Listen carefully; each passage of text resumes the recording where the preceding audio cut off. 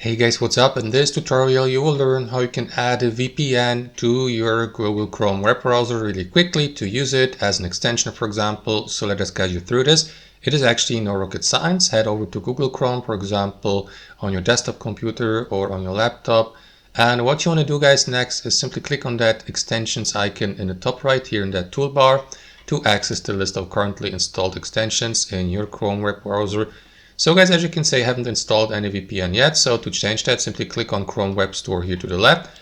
That is going to redirect you to the Chrome Web Store. So here, simply use that search bar at the top and type in VPN, for example, press enter, or select one of these suggestions below.